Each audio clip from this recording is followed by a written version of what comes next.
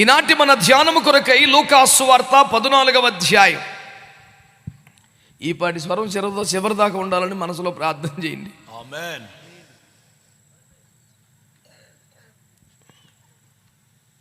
లూకా సువార్త 14వ అధ్యాయం 22, 23, 24 వచనాలు చదివి పెడితే చాలు. అంతటా దాసుడు, ప్రభువా, నీవు ఆజ్ఞాపించినట్టు చేసి తిని గాని ఇంకను చోటున్నదని చెప్పాను. అందుకు యజమానుడు, నా ఇల్లు నిండునట్లు నీవు రాజమార్గములలోనికి కంచెలలోనికి వెళ్ళి లోపలికి వచ్చుటకు అక్కడి వారిని బలవంతము చేయము. ఎలయనగా పిలువబడిన ఆ మనుషుల్లో ఒకడును నా విందు రుచి చూడడని మీతో చెప్పుచున్నాను. నేను ప్రేమ కలిగిన మా మహాపరిశుద్ధ తండ్రి, ప్రాణాత్మ దేహములతో లొంగిపోతున్న ఈ అల్పదాసును అంగీకరించండి. మీ అగ్ని చేత కాల్చి పుటము వేసి పరిశుద్ధపరిచి నీతిగల నీ మాట తేటగా వినిపించగల బోరగా మార్చి మహిమ పొందగలరని కోరుతున్నాను. ఆటంకాలు, అభ్యంతరాలు, శోధనలు, బలహీనతలు యేసు నామములో బంధించి నాశనం చేస్తున్నా.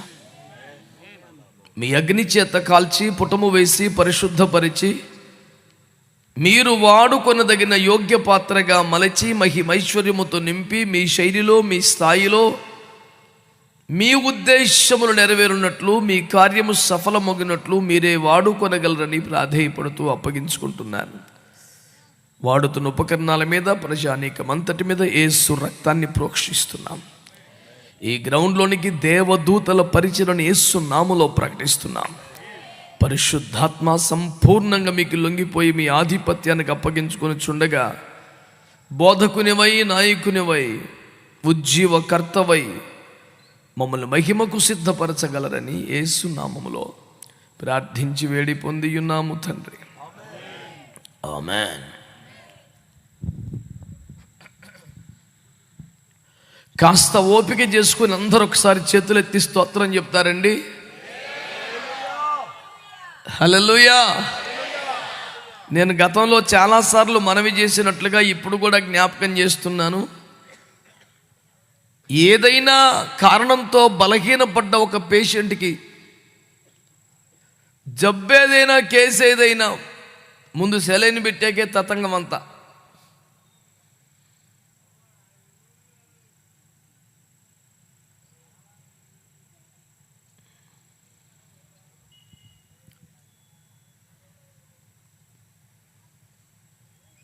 దైవ సేవకునికి, దేవుని సేవకు, దేవుని పరిచర్యకి,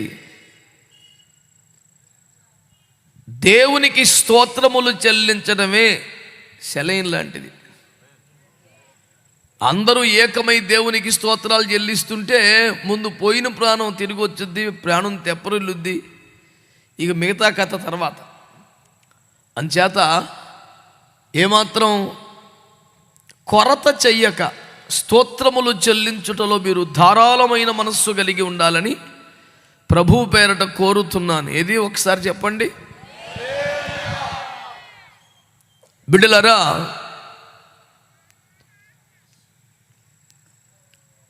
పిలువబడ్డవారు అనేకులు, ఏర్పరచబడ్డవారు కొందరే అనే వచనాన్ని క్రైస్తవ్యం ఆరంభము నుండి దేవుని ప్రజలు వింటూనే ఉన్నారు, దైవజనులు బోధిస్తుండగా. కానీ రాత్రి బహు హృదయ వేదనతో నేనొక మాట మీ దృష్టికి తెస్తున్నాను. వాక్యాన్ని బట్టి గత రాత్రి తమ్ముడు కూడా, ఏర్పరచబడ్డవారు కొందరే, దేవుని పిలుపు నీకు అందినా, దేవుని పిలుపు నీ వెరిగినా, ఆ ఏర్పాటులోనికి రాకపోతే ప్రమాదమే సుమా అని ఒక తీవ్రమైన, ప్రాముఖ్యమైన సందేశాన్ని ఆత్మావేశముతో మీ వద్దకు మోసుకొని వచ్చారు. ఈ పూట చాలా దుఃఖంగా, బాధగా, కష్టంగా ఉన్న, చెప్పక తప్పని స్థితిలో ఒక మాట మీకు ప్రకటిస్తున్నాను. నా ఎదురుగా కానీ ఆన్లైన్లో కానీ వింటున్న వారందరికీ కూడా అత్యంత కఠినమైన మాట, చెప్పడానికి ఇష్టం కానీ కష్టమైన మాట. అదేమనగా, తన పిలుపును నిర్లక్ష్యము చేసిన, తృణీకరించిన, ఆహ్వానాన్ని పట్టించుకొని పలు విధమైన కారణములు, సాకులు చెప్పిన అనేకులను ప్రభు అంటున్నారు, ఆ పిలువబడిన వాడిలో ఒక్కడు కూడా అక్కడికి రాడు అన్నాడు. నాకు తెలిసి ఇంతకన్నా కఠినమైన మాట ఉండదేమో. ఇలాంటి ఒక ప్రమాదకరమైన మాటను మూలవాక్యంగా తీసుకోవలసి రావడం నాకెంతో కష్టంగా అనిపించింది, కానీ తప్పడం లేదు. కొన్నిసార్లు అంతే. నోవకు 120 సంవత్సరాలు కూడా జలప్రళయం రాబోతుందనే చెప్పాల్సి వచ్చింది. యోనా చెప్పినంతసేపు అగ్ని దిగి వచ్చి నాశనం కాబోతున్నారు, ప్రమాదం ఉంది, జాగ్రత్త అని చెప్పాల్సి వచ్చింది. ఈ పూట ఆ ఒరవడిలో దాని కొనసాగింపుగా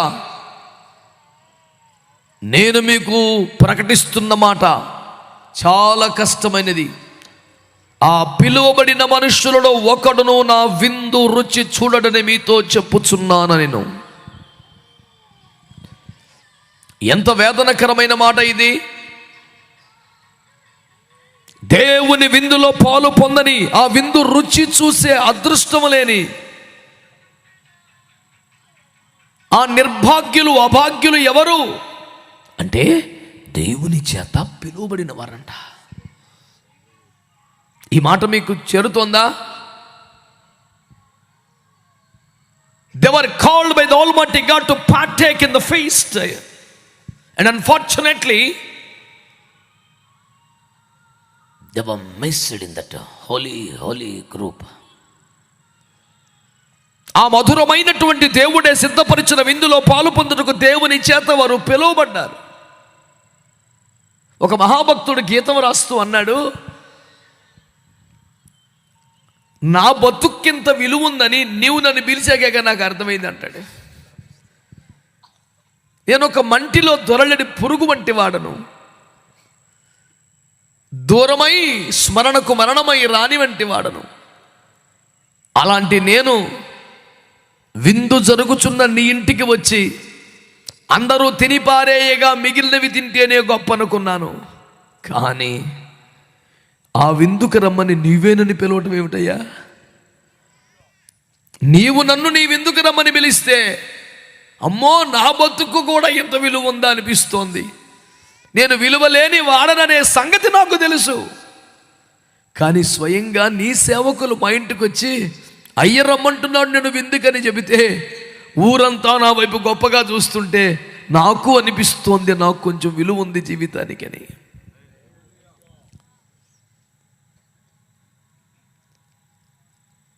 మానవుని జీవితమునకు విలువింత ఉందా అని నాకు తెలిసినది నీ పిలుపులోనే అంటాడు. ఎమ్మెల్యే గారు కుమారుడి పెళ్లికి ఊరందరూ రండి అంటే ఆ గుంపులో పడితే అదో సరదా. కార్డు పంపితే మన ఇంటికి పోస్టులో అది ఇంకా గొప్ప సంతోషం. గుమస్తానే పంపి అయ్య మిమ్మల్ని తప్పకుండా రమ్మన్నారు అంటే అది ఇంకెంత పెద్ద గౌరవం. స్వయంగా ఎమ్మెల్యే గారే కారులో ఇంటి ముందు వెళ్తూ కారు ఆపి అద్దం దించి రేయ్ మర్చిపోకుండా రేపొద్దున అంటే అది ఇంకెంత పెద్ద విలువ, ఘనత. ఈ దినాన నీ కులం ఏదైనా, మతం ఏదైనా, జాతి ఏదైనా, చదువు ఏదైనా, సంపద ఏదైనా, ఈ భావనలన్నీ, విభాగాలన్నీ మనుష్యుల చేత కల్పించబడ్డవే. దేవుని దృష్టికి అవేమీ ఉండవని నిరాక్షేపణీయంగా నిరూపిస్తూ నీవు కూడా ఈ విందులో పాలు పొందుకు రమ్మని స్వయంగా దేవదేవుడే ఆహ్వానాన్ని ప్రకటించాడు. దేవునికి స్తోత్రం కలుగునగాక. ఆమేన్. బిడ్డలారా, దయచేసి ఈ మాటలు వినాలి, దయచేసి ఈ మాటలు వినాలి. దేవుడే స్వయముగా విందు చేశాడట. దేవుడే స్వయముగా విందు చేసి, ఇదిగో ఫలానప్పుడు విందుంటుంది రండి అని ముందుగానే ఆహ్వాన పత్రికలు పంచాడట. అవే ఆది కాండము నుంచి మలాకి వరకున్న 39 పుస్తకాలు. ఈ ఆది కాండము నుంచి మలాకి వరకున్న పుస్తకములన్నింటిలోనూ ఏదో ఒక చోట విస్పష్టముగా చెప్పబడిన ఒక అద్భుతమైన సువార్త ఏంటి తెలుసా? విశ్వమానవులందరి పాప ప్రాయశ్చిత్తార్థమై దైవ కుమారుడే గొర్రె పిల్లగా రాబోతున్నాడు, వధించబడి రక్షణను సిద్ధపరచబోతున్నాడని ఆది కాండము 3:15 మొదలుకొని మలాకి 4:2 దాకా చెబుతూనే వచ్చాడు. ఏమిటా చెప్పడం? ఒక విందు జరగబోతుంది, సమృద్ధిగా మీకు వడ్డించబోతున్నారు. ఎన్ని రకాలుగా పిలిచాడు? భూదిగంత నివాసులారా అని పిలిచాడు, దప్పిగొనిన వారులారా అని పిలిచాడు, మార్గములలో నిలిచి ఏది మేలు కలుగు మార్గమని విచారించుచున్న వారులారా అని పిలిచాడు, ప్రయాసపడుచున్న వారులారా అని పిలిచాడు, తూర్పు దిక్కు మొదలుకొని పడమటి దిక్కు వరకున్న మనుష్యులారా అని పిలిచాడు. ఎన్నో రీతులుగా దేవుడు ఆహ్వాన పత్రికలు పంపాడు. పంపిన తర్వాత ఏం చేశాడంట? వంటలన్నీ అయిపోయిన తర్వాత ఇప్పుడు విందు సిద్ధముగా ఉన్నది కనుక నీవు పోయి ఇంతకు ముందే ఆహ్వాన పత్రికలు ఇచ్చిన వారందరినీ పిలుచుకొని రమ్మని పంపారట. అది నూతన నిబంధన సేవ. చేతులెత్తి స్తోత్రం చెప్పండి, కొంచెం బాగా చెప్పండి. హల్లెలూయా. పాత నిబంధన సేవ ఏమిటి? దేవుడు గొప్ప విందు చేయబోతున్నాడు రండి అని చెప్పారు ప్రవక్తలంతా. క్రొత్త నిబంధన సేవ ఏంటి తెలుసునా?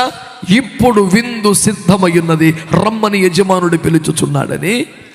కొండల్లో, కోణల్లో, వీధుల్లో, మూలల్లో ఏ తారతమ్యం లేకుండా ప్రపంచములో ఏ మూలన చెదరి ఉన్న వ్యక్తికి కూడా సమాచారము అందించుటయే లక్ష్యముగా ఆయన దాసులు నల్లు చెడుగుల పరుగులెత్తుచున్నారు. దేవునికి స్తోత్రం కలుగునుగా.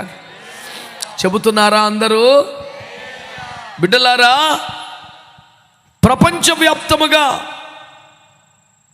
లిపిలేని భాషలు మాట్లాడుతున్న వారికి సహా ఈ శుభవార్త అందించుటకు దైవజనులు పానార్పణముగా పోయబడ్డారు. మిషనరీలుగా సకల వైభోగాలు వదిలి వెళ్ళి సర్వసంగ పరిత్యాగుల కన్నా మిన్నగా కష్టపడి సువార్త సేవా వ్యవసాయమునకు తమ రక్తమునే నీరుగా పెట్టి దేవుని తోటను సేవను ఫలింపచేశారు పరిశుద్ధులెందరో. పాత నిబంధన కాలపు సేవకులు, ప్రవక్తలందరూ దేవుడే చెయ్యబోచున్న విందును గురించి అందరికీ ఆహ్వాన పత్రికలు, శుభలేఖలు పంచారు. క్రొత్త నిబంధన సేవకులంతా ఇప్పుడు విందు సిద్ధముగా ఉన్నది రమ్మని ప్రకటిస్తున్నారు.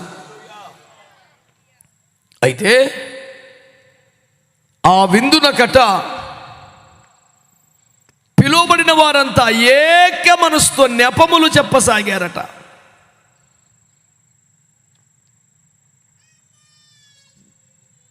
మీరేమన్నా డబ్బులు కట్టాలి అంటే ఒక నెపం చెప్పొచ్చు, మీరేమన్నా కష్టపడాలంటే ఒక నెపం చెప్పొచ్చు, మీరు ఇంకేమైనా అంటే ఒక నెపం చెప్పొచ్చు.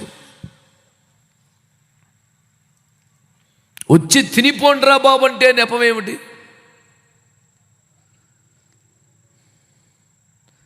ఈ రోజున ఒక మంచి మాట వినండి. విజయవాడ బస్టాండ్ ఎదురుకుండా ఉన్న ఫుడ్ జోన్లో వచ్చి తినిపో అని బోర్డు చూశారు.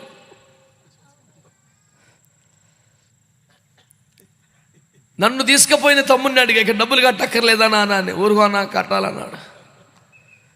వాడు అంత మంచిగా వచ్చి తినిపోని చెప్పినాక పైసలు కట్టించే ముచ్చట నువ్వెందుకు పెడతావంటే అట్టంటే వస్తారని తప్ప వచ్చాక ఏసు రక్తం ఏం చేయం, వసూలు మామూలే అన్న.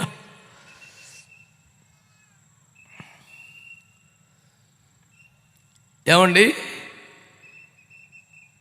కానీ దేవుడే సిద్ధపరిచిన ఆ విందులో వస్తువులేమి లేవు, యేసు రక్తం ఏం చేయం. రూకలు ఇయ్యకయే శ్రేష్టమైన పదార్థములు భుజించమని అనాదిగా చెబుతూ ఉన్నటువంటి విందు సిద్ధమైపోయింది. ఏమిటా విందు? ఏమిటా విందు? ఓసారి యెషయా గ్రంథం 25వ అధ్యాయం ఓ మాట చూస్తారు. యెషయా గ్రంథం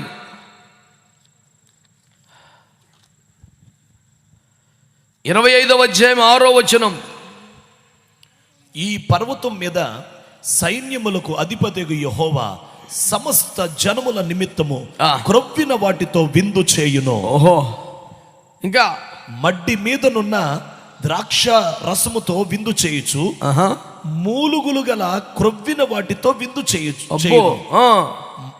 మడ్డి మీది నిర్మలమైన ద్రాక్ష రసముతో విందు చేయును. సమస్త జనముల ముఖములను కప్పుచున్న ముసుకును, సమస్త జనముల మీద పరచబడిన తెరను ఈ పర్వతం మీద ఆయన తీసివేయును. ఒక్కసారి గట్టిగా కొట్టండి చప్పట్లు. హల్లెలూయా.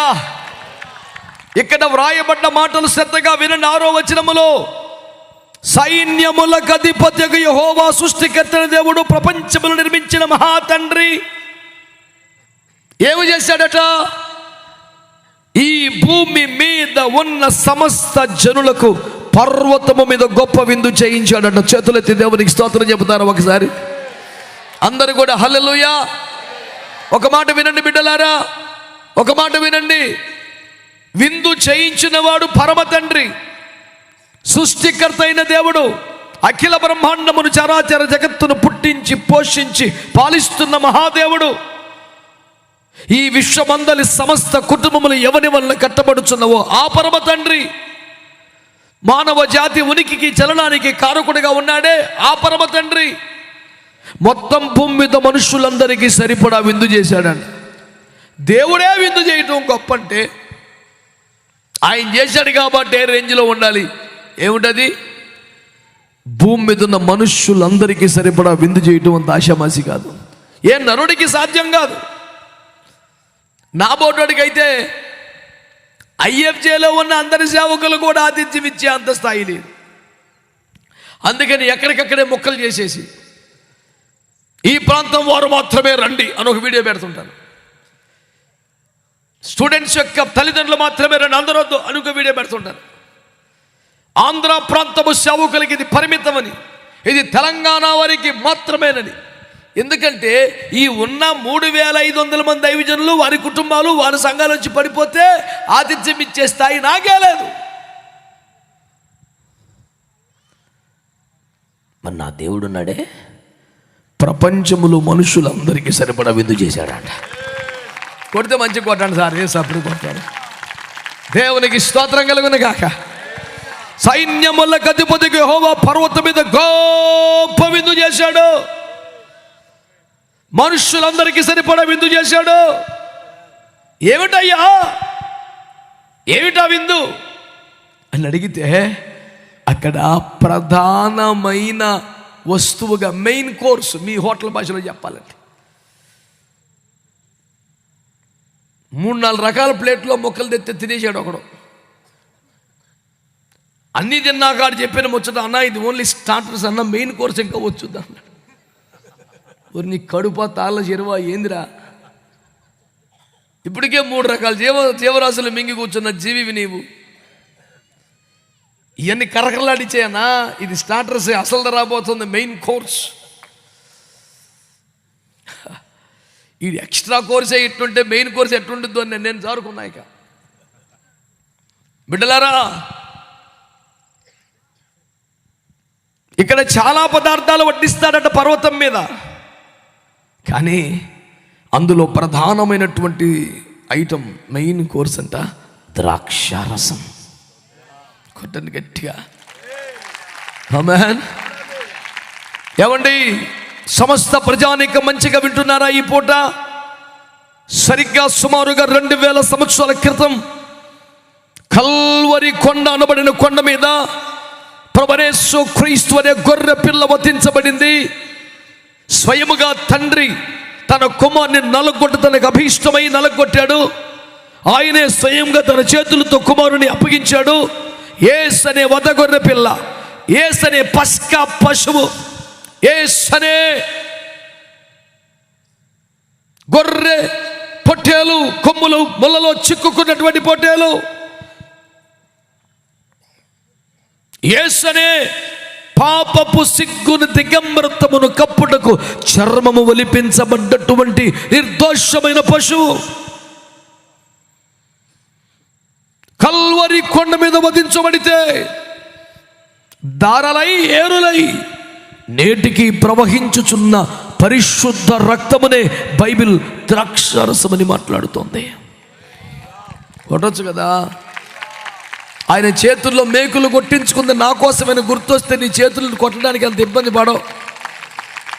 నీ డబ్బులు అడిగాడా? ఏమడిగాడండి? థ్యాంక్స్ అయ్యా అని ఒక మాటేగా. ఏమి కోరితే తప్పు, ఏమిస్తే ఎక్కువ అడగలేదే. నోరారా గుండె లోతుల్లో నుంచి అయ్యా ఇంత కృప, చాలా వందనాలు బాబు అని అంటే చాలండి బాబు. ఆయన అంటాడు, నేను ఆకలి కొంటే మీకు చెప్తానా? నా అవసరాలు మీరు తీరుస్తారా? అన్నీ ఇచ్చేది నేనే కదా. మీకు ఇచ్చిన స్వరాన్ని రాజకీయ నాయకులకు, సినిమా నటులకు, క్రీడాకారులకు బాగా జేజేలు పలికి ఖర్చు పెట్టారేమో. సృష్టికర్తను, రక్షణకర్తను, ఆదరణకర్తను, అసలు మీ నిత్యత్వానికి అసలైన భర్తను నాకు స్తోత్రం అన్నా చెప్పండారా అంటే పెట్టుబడి ఏమిటండి భక్తులకి? చక్కగా స్తోత్రం చెప్తే దానికి దేవునికి స్తోత్రం కలుగునగా. బిడ్డలారా, దేవుని ప్రజలారా, మీరు ఆలకిస్తున్నారా? సైన్యములకు అధిపతి యెహోవా సర్వలోకమును గొప్ప విందు చేశాట.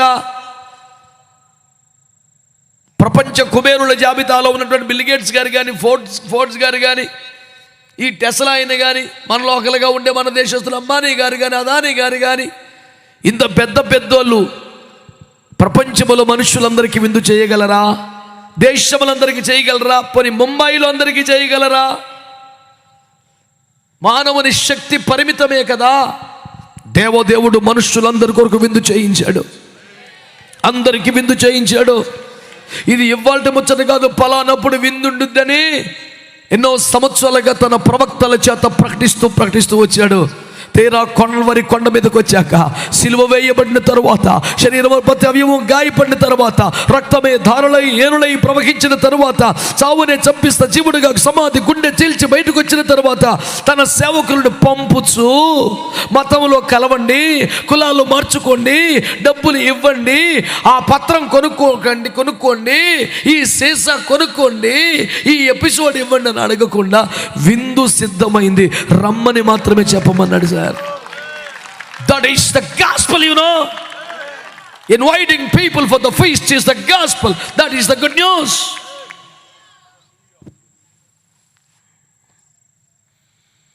ఏమిటి సువార్త? ఇప్పుడు విందు సిద్ధమైనది గనుక రమ్మని యజమానుడు పిలుచున్నాడు. ఇదే సువార్త. కులమడిగాడా, మతమడిగాడ, దేశమడిగాడా, ప్రాంతమడిగాడా, ఏమడిగాడు? భేదాలన్నీ మనం చేసుకున్నవే, మనం పెట్టుకున్నవే. మన మధ్యలో భేదాలు చాలక ఈ భేదాలని ఆధ్యాత్మికత కూడా అంటించి సంఘాల పేరు మీద, డినామినేషన్ల పేరు మీద ఎన్నో విభాగాలుగా మారిపోయి, పౌలు గారు ఏడుస్తూ అన్నారు, క్రీస్తు విభాగింపబడిన. ఎంత పెద్ద మాట అది! క్రీస్తు విభాగింపడ్డా? తలకో ముక్కగా క్రీస్తుని పట్టుకుపోయారు మీరు. అదేమన్నా చెక్క సిలువ ముక్కలు చేసి తలకో చెక్క పట్టుకెళ్ళి ఇంట్లో పెట్టుకోవడానికి? ఏమిట్రా పనికి మళ్ళీ పాపిష్టి భావజాలం? మనందరము ఒక్క శరీరమందలి అవయవాలము, ఒక్క ఇంటి వారమని పౌలు గారు హెచ్చరిక చేస్తున్నాడు. దేవునికి స్తోత్రం కలుగునుగాక. ఆమేన్. హల్లెలూయా, హల్లెలూయా. ఆదికాండం 3:15 మలాకి 4:2 వరకు సైన్యములకు అధిపతిగా యెహోవా గొప్ప విందు చేయించబోతున్నాడు. విందు సిద్ధం కాబోతుంది. ఆ నీళ్లు తాగితే మీకు దాహం అవ్వదు, ఆ ఆహారం తింటే మీకు అసలు చావు రాదు. అది నిజమైన ఆహారం, అది నిజమైన పానం. అది తింటే మట్టి మహిమగా మారిపోతే క్షణభంగుర జీవితం నిత్య పునరుద్ధరణ లేపబడుద్ది. పాపముతో జీవించే మనిషి దేవునితో జీవించగలుగుతాడు. ఆశలు నిండిపోయిన మానవుడిలో దేవుడు ప్రవేశిస్తాడు. అదే నిజమైన ఆహారం, అదే నిజమైన పానం అని చెబుతూ వచ్చారు. నూతన నిబంధన కాలంలో ఏం చెబుతున్నారు? ఇప్పుడు విందు సిద్ధమైపోయింది గనక రండి. స్తోత్రం చెప్పండి. సైన్యములకు అధిపతి యెహోవా పర్వతము మీద సమస్త జనుల కొరకు విందు చేశాడే. ఆ కొండ పేరు కల్వరి కొండ, ఆ కొండ పేరు గొల్గతా కొండ, ఆ కొండ పేరు గబ్బాతాను కొండ. ఆ కల్వరి కొండ మీద ఆ సిలువ శిఖరాన వధించబడిన పశువు పేరు నేను ఆరాధిస్తున్న ప్రభు అయిన యేసు క్రీస్తు. అనే లేగ దూడ, అనే గొర్రె పిల్ల, అనే పొట్టేలు, అనే పస్కా పశువు సర్వలోక ప్రజల ఆత్మ దాగమును తెచ్చు రుధిర ధార ప్రవాహాన్ని ఇవ్వడానికి వధించబడ్డాడు. నిత్య జీవపు రొట్టెగా మారడానికి వధించబడ్డాడు. నా శరీరమే నిజమైన ఆహారం, నా రక్తమే నిజమైన పానం. ఇవి తీసుకుంటే మీలో మీరు జీవం గలవారైపోతారు, అంత్యదినాలు లేపబడతారు. దేవుడు మీలో జీవిస్తాడు, మీరు దేవుడిలో జీవిస్తారు కనుక ఇక బతికినంత కాలం దేవుని మూలంగానే బతుకుతారని చెప్పాడు కదా. నువ్వు ఏ విందుకు వెళ్ళినా నాలిక దాటితే నరకం ఏముండదు. అగ్నిగుండంలో పట్టం, మళ్ళీ కాసేపటికి ఆకలి అవ్వటం. కానీ ఉంది చూసావా, ఈ ఆహారం తింటే చావు రాదు, ఈ నీరు తాగితే దాహం అవ్వదు, ఈ ద్రాక్ష రసం తాగితే ఇక పాపం ఉండదు. ఆమేన్, ఆమేన్, ఆమేన్. ఇంతటి మహోన్నతమైన విందును ప్రపంచానికి సిద్ధం చేశాడు ఆయన. నువ్వే దేశం పోయినా, ఈ భూగ్రహం మీద ఏ మూలన ఉన్నా నీకు నువ్వు ఆహ్వానం అందినది. ఇప్పుడు విందు సిద్ధమైంది. 2000 సంవత్సరాలుగా ఈ సువార్త ప్రకటించబడుతోంది. స్తోత్రం చెబుతారా? మతంలోకి రమ్మంటలేదు, కులాలు మార్చమంటలేదు, ఇంకేదో చేయమంటలేదు, ఇంకేదో కట్టమంటలేదు. విందారగించమని సువార్త ప్రకటించబడుతుంది. రండి, నిత్య జీవంలో పాలు పొందండి. రండి, నిత్య జీవ జలమును త్రాగండి. నిండి యేసు రక్తమును స్వీకరించండి. రండి, యేసయ్య శరీరమును ఆహారముగా తీసుకోండి, తీసుకోండి. ఇదే ప్రకటించే సువార్త. అయితే చాలామంది రాలేదు. 2000 సంవత్సరాలుగా ఈ ప్రేమ సువార్త విందుకు ఆహ్వానము ప్రకటించబడుతూనే ఉన్నా చాలామంది నెపములు చెబుతున్నారట, సాకులు, వంకలు. ఏమిటట? ఒకడన్నాడు, ఏమని? నేను ఒక స్త్రీని వివాహము చేసుకున్నాను, రాలేనంటాడు. ఒకడు ఎద్దులు కొన్నాను, రాలేనంటాడు. ఒకడు పొలము కొన్నాను, రాలేడంటాడు. చిత్రం చెప్పనా? ఇవేమీ పాపములు కావు. ఇన్ఫ్యాక్ట్ దేవుడిచ్చినవి. కానీ దేవుని వద్దకొచ్చుటకు అవే ఆటంకములుగా చెబుతున్న బుద్ధిహీన మానవుని యొక్క నిర్ణయము ఈ రాత్రి పునః పరిశీలన చేసుకోవాలి. నేను పొలమును కొన్నాను, నేను రాలేను అంటాడు. బైబిల్ గ్రంథములో పొలము లోకమనే ఒక వ్యాఖ్యానం ఉన్నది. మత్తయి సువార్తలో పొలము లోకము, లోకములో నుండి దేవుడిని వేరుపరిచాడు. లోకానికి మాదిరిగా, దారి చూపే దిక్సూచిగా, వెలుగు దివ్యగా ఉండమని చెప్పాడు.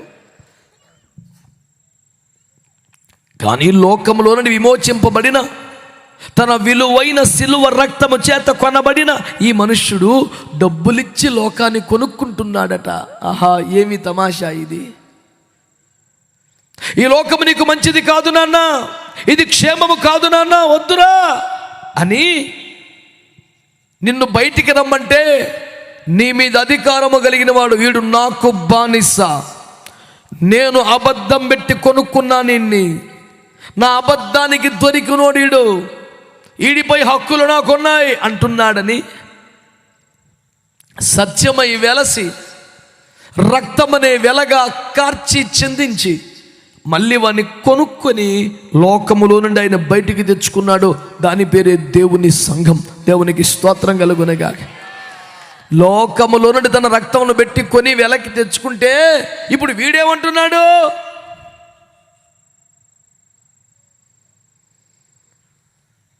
దేవుని కృపలో దేవుడు నన్ను ఆర్థికంగా ఆశీర్వదించాడండి.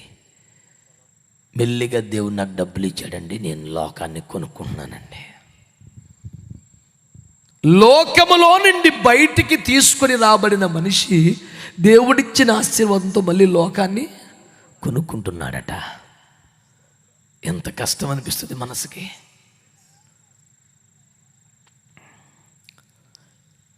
తప్పుడు పనులు చేసి పాపిష్టి పనులు చేసి జైలు పాలైన కొడుకుని 5 లక్షల రూపాయల పూచీకత్తుతో బెయిలు మీద తెచ్చుకున్నాడు తండ్రి. తెచ్చుకున్న తర్వాత వాడికి డబ్బులు ఇవ్వకపోతే సంతోషాల కోసం సరదాల కోసం మళ్ళీ ఆ జైలులో ఉన్న పాపిష్టి స్నేహాల దగ్గరికి వెళ్ళి ఏమన్నా తప్పుడు పనులు నేర్చుకుంటాడని, అసలు అటు ముఖం చూడకుండా ఉండాలని వాడు అడిగిన డబ్బులు అడిగెత్తున్నాడు. ఇక బయటికి వెళ్ళకుండా ఉంటాడు కొడుకని. ఈ డబ్బులన్నింటితో మంచి మంచి ఫోన్లు, శాటిలైట్ ఫోన్లు కొని జైల్లో ఉన్న వాళ్ళతో రోజు మాట్లాడుతున్నాడు వీడు. ఇవన్నీ ఇస్తేనే నా లూసు లేకుండా నా చుట్టూ తిరుగుతాడని నాన్న అనుకున్నాడు. వాటితోనే నాన్నకు నష్టం తెచ్చి తన జీవితాన్ని నాశనం చేసే నేర సామ్రాజ్యంతో లింకులు పెట్టుకునే వస్తువులు కొనుక్కుంటున్నాడు వీడు.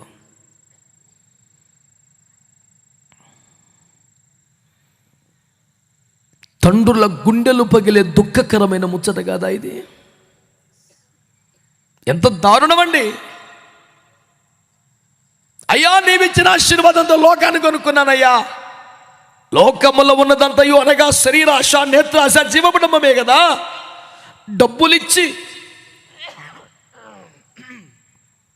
డబ్బులిచ్చి లోకాన్ని కొనుక్కోవడం అంటే ఏంటి? ఆశలు. నేత్రాశ అంటే కన్ను చూచుట చేత ఆశపడుతుందే. టీవీయో మరి ఇంటర్నెట్లో చూసే ఏం దరిద్రమో డబ్బులిచ్చి కొనుక్కుంటున్నాడు. మొబైల్ డేటా అయిపోతే పిల్లోడు అల్లాడిపోతున్నాడు. డాడీ నాకు డబ్బులు కావాలి, మమ్మీ డబ్బులు కావాలి. మొన్న హైదరాబాద్లో ఓ మీటింగ్కి వెళ్తుంటే నా కారులో వెనకాల కుర్రోడు కూర్చున్నాడు.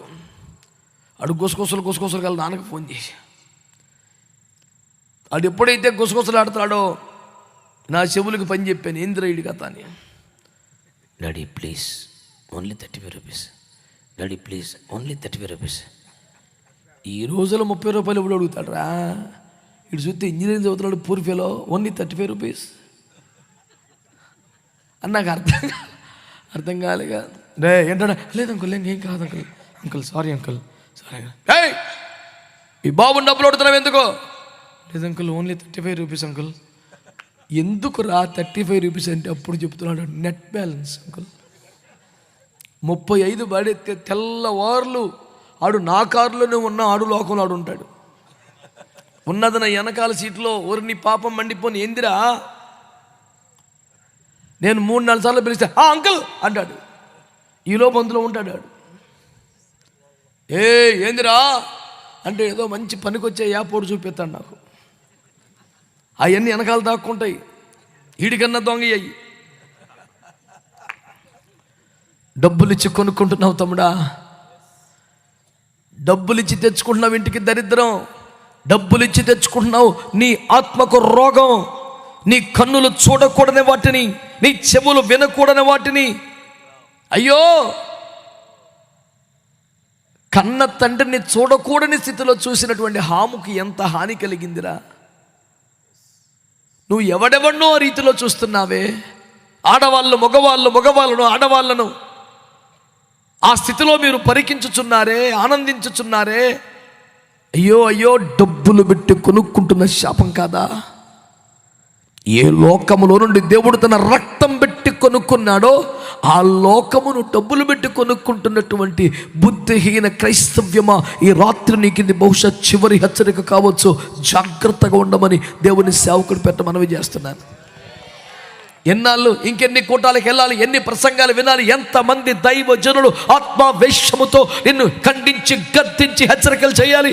దేవుని స్వరము కాదా ఇది? దేవుని మాట కాదా ఇది? దేవుని పిలుపు కాదా ఇది? దేవుని వాక్యము కాదా? నీతో మాట్లాడుచున్నవాడు, నీలో నడయాడుచున్న ఊపిరికి కారుకుడైన దేవుని ఆత్మ కాదా?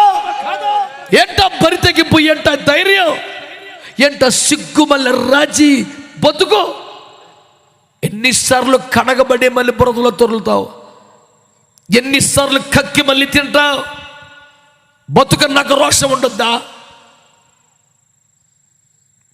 అయ్యారు కానుక తీసుకోండి సందా అంటే.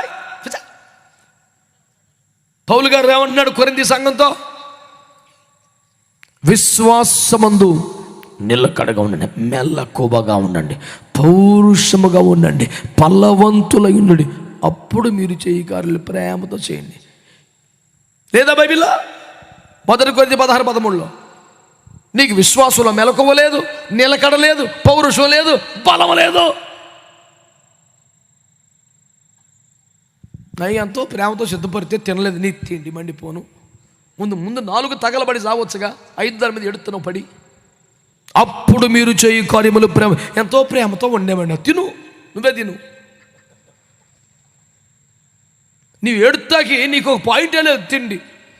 ఎంతో కష్టపడి 6 ఉండేవండి, ఏది తినలేదండి. 6 తిండి తిను. దేవుడు ఏం మాట్లాడాడు? సోయి లేదు. ఏం పిలుపు వచ్చింది? సోయి లేదు. ఏ విషయంలో పశ్చాత్తపడో సోయి లేదు. తీసుకున్న తీర్మానం సోయి లేదు. అసలు వాక్యానికి రాకుండా పొయ్యి కడ తగలబడి ఉండేవు చూడు, నీ సోయి అంత అదే. బుద్ధి లేని మాటలు ప్రభు అక్కడ సమీపించిపోతుంది. తెలివి పని చేయట్లేదు ఇంకా నీకు. పౌరుషముగా ఉండు. ఒకసారి వద్దనుకున్న పాపాన్ని, మానేసిన పాపాన్ని, చీ అనుకున్న దాన్ని మళ్ళీ 10 సార్లు కొంపకెళ్ళి తెచ్చుకుంటున్నామంటే దీనికి ఎంత సిగ్గులేని బతుకుపోతున్నావు. ఈ మాట రోతశక్కువాడు అంటే వండేశాడంట 6 వంటలో ఎగబడి తిన్న తిండిపోతున్న కోసం చూస్తున్నాడు ఈడు. పరిశుద్ధులకు ఆతిథ్యం చేయటం మంచిదే, పరిశుద్ధుల పరిచర్య మంచిదే. ఆ పేరు మీద పరిశుద్ధతనే గాలి కొదిలేయడం బుద్ధిహీనత. అదే ముఖ్యమనుకోవడం సిగ్గుమల్ల వ్యవహారం. ఎట్లా తెచ్చినా నువ్వు ఏదో పెడితే తినేసుకొని God bless you my child అని తిండి బ్యాచి ఎక్కడుందో వెతుక్కో. ఇక్కడ కుదరదు.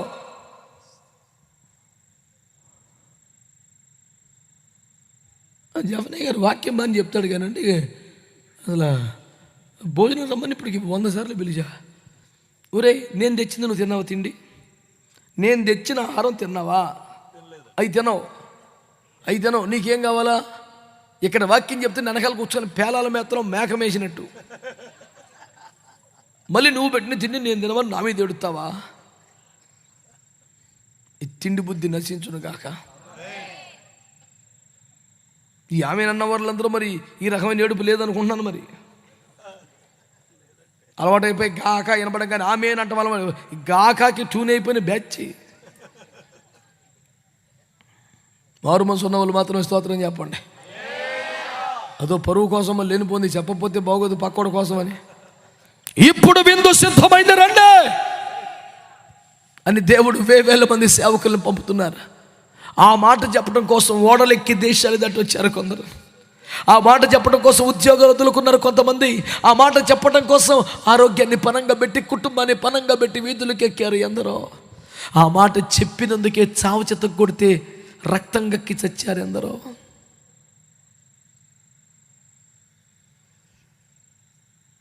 డబ్బులిచ్చి లోకాన్ని కొనుక్కుంటేనే క్రైస్తవ్యమా? డబ్బులు వెలుపటి అలంకరణ ఖర్చు పెడుతున్న క్రైస్తవులారా, డబ్బులు తిండికే అత్యధికంగా ఖర్చు పెడుతున్న సేవకులారా, డబ్బులు ప్రచారార్భాటానికే తగలేస్తున్న సేవకమాన్యులారా, డబ్బులు వెలుపటి అలంకరణకే ఖర్చు పెడుతున్నటువంటి యాజకమాన్యమా, డబ్బులిచ్చి లోకాన్ని కొనుక్కుంటున్నావు. దాని పేరు దేవుడిచ్చిన ఆశీర్వాదం అంటున్నావు, దాని పేరు దేవుని కృప అంటున్నావు, దాని పేరు ఏమేమో పెడుతున్నావు. ఐగుప్తు ధనము అన్నాడు మోషే, అల్పకాల పాప భోగం అన్నాడు మోషే. ఐగుప్తు దానికే నువ్వు దీవెనని పేరు పెట్టావు, అల్పకాల పాప భోగానికి ఆశీర్వాదమైన టైటిల్ ఇచ్చావు. నువ్వు మారరాక బైబిల్ వాక్యాన్ని మార్చే ప్రయత్నం చేస్తున్నావు. తప్పు నాన్న, వద్దు వద్దు. ఈ రాత్రి ఒకవేళ నీకు ఇది చివరి అవకాశమేమో చూడు. విందు సిద్ధమైన రమ్మని పిలుస్తున్నాడు. కులం, గోత్రం, ధనం, దశకం, పరువు ఏమడగల. దప్పిక తీరా ఈ జలములు త్రాగండి. రూకలియ్యకయే, డబ్బులు లేకుండానే ఈ కృప పొందండి.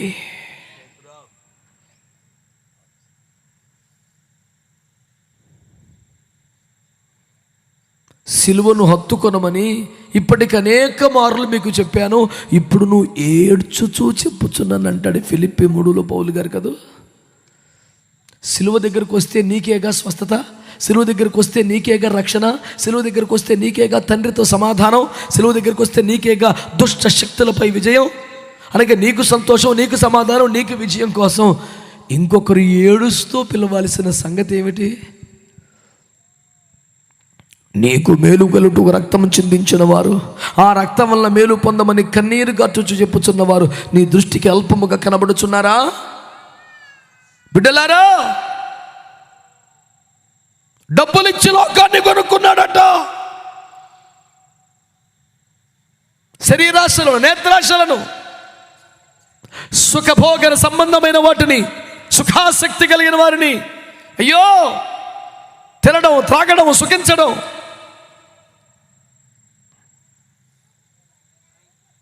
ఓ ప్రాముఖ్యమైన దైవజనుని కుమారులు, ఓ ప్రధాన యాజకుని కుమారులు,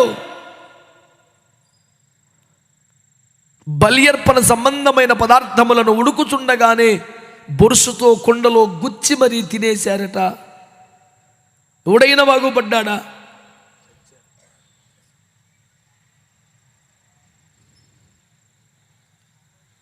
కుక్కలు తిండికి ఆతురపడును అనే కఠినమైన మాట సాధారణ క్రైస్తవ లోకానికి గాక సేవకమాన్యులకి ఆపాదించి చెప్పాడంటే ఎంత కఠినమైన భాష వాడాడు సార్ సేవకులకి. నీ మనసు ఆత్మల కోసమా, నీ మనసు తిండి కోసమా, నీ మనసు ధనం కోసమా నన్ను పట్టుకొని తినేస్తున్నమాట? డబ్బులిచ్చి లోకాన్ని కొనుక్కోవటం ఏంటి సార్? కత్తి లేనివాడు బట్ట నమ్మి కత్తిని కొనుక్కోవాలి, ఉపదేశాన్ని కొనుక్కోండి అన్నాడు.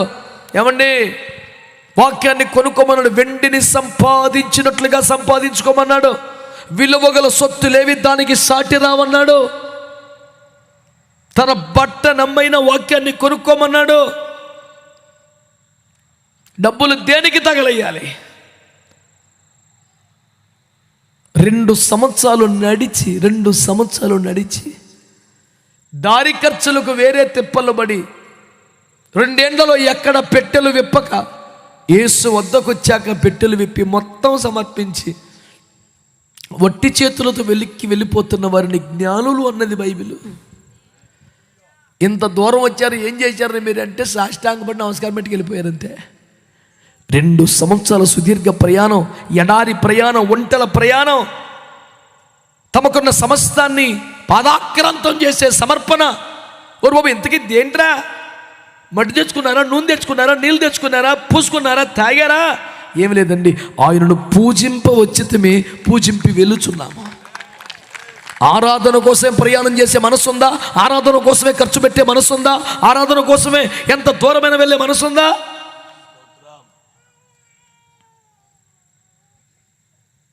ఫిబ్రవరి 14వ తారీఖున మేము ఒప్పుకుంటే రండి. కొన్ని వేల మంది సేవకులను కలిసి ఆరాధన చేయబోతున్నాం. చప్పటి కూడా స్తోత్రం చెప్పండి.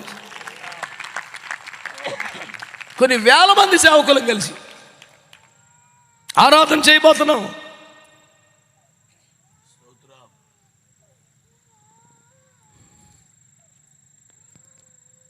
రెండు 2011లో పరిచయమైనటువంటి తమ్ముడికి 2013లో ఆస్వాదించండి అనే క్రైస్తవ సంగీత భరిత ఆరాధన కార్యక్రమం బాధ్యతలు అప్పగించాను. ఆ తమ్ముడు ఇతడే. అప్పుడు కొంతమంది పరిశుద్ధులు నన్ను అన్నారు, ఒక్క సాయంకాలానికి ఇన్ని లక్షలు తగలేయటం అవసరమా? అప్పటికి నా ఆర్థిక పరిస్థితి చాలా దీనస్థితే. సుమారు 2 నెలల కాలం నాకు ఎక్కడ ఎవరు రూపాయి ఇచ్చినా పట్టుకొచ్చి అని చేతులు పెట్టుకోండి. అటు వెళ్తే విజయవాడలో ఏదో ఒక మూల నన్ను కలుసుకోవడం ఆయన డ్యూటీ. నానా కొన్ని డబ్బులు వచ్చినాయిరా, ఇది ఈ 10,000 ఉంచు, ఈ 5,000 ఉంచు, 50,000 ఉంచు. కడుపు కట్టుకుని 2 మాసాలు పోగేసి కొన్ని లక్షల రూపాయలు తెచ్చి ఎక్కడెక్కడ నానా కూటం పెడదాం, మంచి స్టేజ్, మంచి సౌండ్ పెడదాం, మంచి ఆయుధాలు పిలుద్దాం, మంచి గాత్ర ధర్మం కలిగిన అని పిలుద్దాం, మంచి అభిషేక్త ఆరాధికులను పిలుద్దాం. ఏంటి పాటలు పాడతానికి ఒక కూటమా? ఆరాధనకి లక్షలా? అదే ఆన్ని ప్రేమ విందుకి ఇమ్మను, ₹1,00,000 ఎత్తాడు. ఆడి సబ్జెక్ట్ తిండి.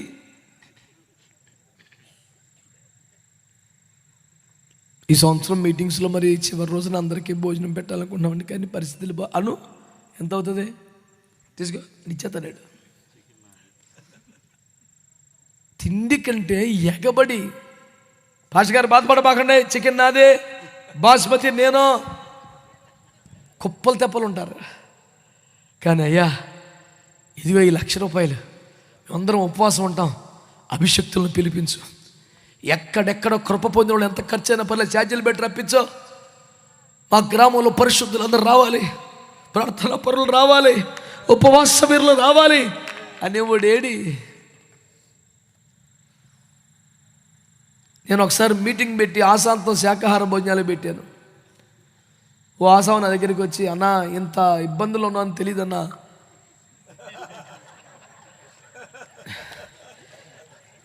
తెలిస్తే అసలు భోజనాలు మొత్తం నేను చూసుకుందును, నాకు మొహమాట ఉండదుగా. నీ దగ్గర 2 డబ్బులు ఉన్నాయన్నా? దేవుని కృపలో ఉన్నాయన్నాను. మరి ఎంత వేసేవారు సందా? 10 అదే ఆడు ఎత్తే 10 అంట. ఆడిని కోరితే భోజనాలు మొత్తం అన్నీ తిండి మూతి పాడుగాను, నువ్వే తినరా ఇంటికి పోయి, మాకేం అక్కర్లేదని చెప్పాను. డబ్బులు లేకపోయినా పోసుకేం కరువు లేదు అన్నాడు. అవునరా సత్తాను ఇలాగే, కానీ ఎట్ట పెట్టుకొని చేయి సత్తా. కడుపు మాడి తిండికి లేకపోతే ఎట్టే సత్తాను తప్ప పెట్టమంటికి సామాను ఏ రక్తం ఇచ్చి. నీకు అక్కడ డబ్బులు ఉన్నాయని ఏంది పెద్ద పోజు? నువ్వే 10 సార్లు తిని రోజుకి అరిగించుకో, ఎవరికి కావాలంట? నేను 10 రోజులకు ఒకసారి తినాల్సి వచ్చిన పరిస్థితి వచ్చిన ఎట్టగా సత్తాను, ఎట్ట కాదు. ఎందుకంట అన్న, ఇంతమంది దైవజనులు వచ్చారు, ఇంతమంది సంగీతకారులు వచ్చారు, ఇంతమంది పరిశుద్ధులు మన ఊరు వచ్చారు, వీళ్ళకి అకామిడేషన్ ఎలాగన్నా, కనీసం ఛార్జీ కన్నా ఇవ్వాలి కదన్నా. ఏమన్నా చికెన్ నాది,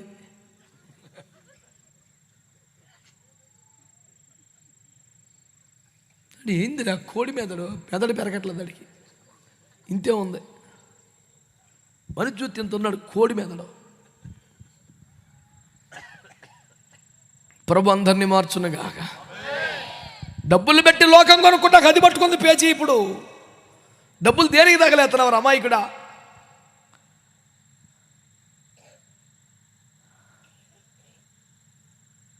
మనం ఒక ఇల్లు కట్టాడు, అన్ని గదుల్లో సీలింగ్లో లైట్లు పెడతారుగా, అట్ట సీలింగ్లోనే JBL బాక్సులు పెట్టేశాడు, రౌండ్ గుండి. ఏ గదికి ఆ గది ఆన్ చేసి ఊపేస్తుంది అది. అట్లాంటివి పెట్టాడు. కరెక్ట్గా 2.5 సంవత్సరాలకి ఇల్లు అమ్మేశాడు. అంటే ఏందిరా మొత్తం అప్పేనంట. మరి అన్ని బాక్సులు పెట్టి గుద్దించేసుకోకపోతే ఎందుకురా? కమ్మకు 2 గదులు వేసుకొని ఎడవరాదు, ఉన్నప్పుడల్లా ఒక గది కట్టుకుంది. కానీ ఇప్పుడు నీకు అంత ముందు సుమ్మనోడు అయితే ఎక్లేసిన స్లాబ్ వేసేసి ఒక గది కట్టుకో, ఆ స్లాబ్ కింద బండి పెట్టుకో, దేవునికి స్తోత్రం. ఓ మూల కోడి పిల్లలు పెంచుకో. ఎందుకు ఆ డబ్బులు పెట్టి లోకాన్ని కొనుక్కోవడం ఏంట్రా? శుభ్రంగా ప్రశాంతంగా బతుకో కుటుంబంతో, దేవునికి స్తోత్రం చెప్ప. చెప్పట్లా మీరు సరిగ్గా? హల్లెలూయా. ఇంకొకడంట ఏం కొన్నాడంట? 5 జతల ఎడ్లు కొన్నాడంట. సామెతలు 11లో చెప్తాడు. ఇప్పుడు టైం లేదు ఇవన్నీ చెప్పడానికి, కానీ ఎద్దుల బలము చేత విస్తారమైన ఒచ్చుబడి కలుగును.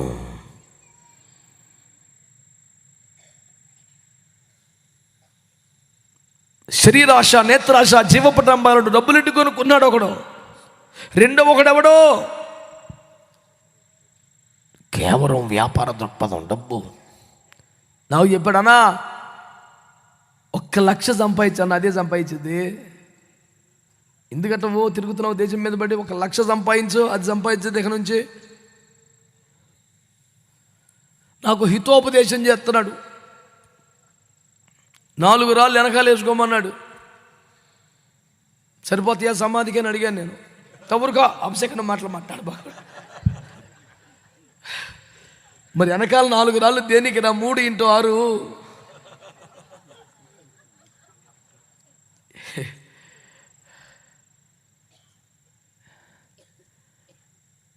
మా అందరూ వెనకాల వేసుకుంటున్నారు, దేవుని బిడ్డలు మాత్రం పైన వేసుకుంటున్నారు. స్తోత్రం చెప్పరే. ఇప్పుడు ఈ కూటాలు పెట్టే వాళ్ళందరూ, ఈ కష్టాలు పడే వాళ్ళందరూ, సేవ చేసే వాళ్ళందరూ తెంగరోళ్ళే చేస్తున్నారా? ఇప్పుడు అమ్మాయిడా కమ్మగా కష్టపడి కడుపు కొట్టుకొని సంపాదించే వాళ్ళు 35,000, 45,000, 50,000 అంటే సందా అందులో బయలుతున్నారంటే తెంగరోళ్ళ అని కడుతున్నారు. స్తోత్రం చెప్పరే. అక్కడికి వెళ్ళిన తర్వాత కూడా అడ్జస్ట్మెంట్లు ఉండకూడదు. చిన్న గదిలో బతకటం, ఒక మూల సాపేసుకొని కూర్చోవటం, గోను సంచి సైకిల్ చుట్టుకుని వెళ్ళిపోతాం, ఇక అట్లా ఉండకూడదు. నాకైనా యేసు కట్టెను అట్లా ఉండాల. సుందరము బంగారిల్లు, ఇల్లే బంగారం. ఎవడైనా పెద్ద మనుషులు పిలువద్దు, ఊరిని ఇల్లు బంగారం కానీ అంటారు, కానీ ఎవడి ఇల్లు బంగారం అవ్వదు. అక్కడే స్తోత్రం చెప్పండి. అంతేనా కాదా? ఈడంట ఎద్దులు కొన్నాడంట. అంటే అర్థం ఏమిటంటే ధనవృద్ధి చేయటకు తాపత్రయపడుతున్నాడు. రూపాయిని 10 రూపాయలు చేయాలి, రూపాయిని 10 రూపాయలు, 24 గంటలు 24 గంటల టాంటదే. ప్రభు నువ్వు నాకు కానీ 1,00,000 రూపాయలు ఇస్తే 10,000 ఇమ్మీడియట్గా వేస్తమే కాదు, నెక్స్ట్ మంత్ నుంచి నీకు నెలకు 3,000 వేస్తున్నాయి, ఈసారి 4,000 వేస్తా. యేసు ప్రభుకి ఆఫర్ పెడతాడు వీడు. చూడు ప్రభు 1,00,000 ఇచ్చి చూడు, నీకు ఎట్టెత్తాను చూడు సందా. వీడు పెట్టిన ఆఫర్కి టెంప్ట్ అయిపోయి యేసు ప్రభు వీడికి 1,00,000 రూపాయలు ఇవ్వాలంటే ఇప్పుడు నీ స్కీమ్ మండిపోను, పాపిష్టి పనులు మాట్లాడబాకు. నువ్వు ఒక్క తలాంతి ఇచ్చి చూడయ్యా, 4 ఆత్మలు తీసుకొస్తా, నన్ను ఆకర్షించం, మేము ఊరు వస్తాం. నీకు ஒரு కాస్ట్లీ మాట ఒక్కటి మాట్లాడవన్నీ చీప్ క్వాలిటీ మాటలు ఇవ్వను. మంచి వాళ్ళు మట్టికే స్తోత్రం చెప్పండి. సగానికి సగం సౌండ్ తగ్గింది ఏంది? హల్లెలూయా. మంచిగా చెబుదామండి. ఇంకొకటి అంటాడు, నేను ఒక స్త్రీని వివాహం చేసుకున్నాను, నేను రాలేను అన్నాడు. ఓరు పిచ్చి మొహమాడా, ఆదాము గారికి స్త్రీని ఇచ్చిందే దేవుడు. ఎందుకు ఇచ్చాడు? మంచిది కాదు అనే ఒంటరితనం నీకు వద్దు నాన్న, నీకు అంతా మంచి జరగాలి, నా తోటలో చక్కగా పనిచేయాలి, నన్ను సంతోషపరచాలి, నువ్వు అసలు శోధనలో పడకూడదు, నువ్వు ఎప్పటికీ బలహీనం అవ్వకూడదు, మీ ఇద్దరు కలిసి బలముగా నేను అప్పగించిన పనులని చెయ్యాలని దేవుడు చెబితే,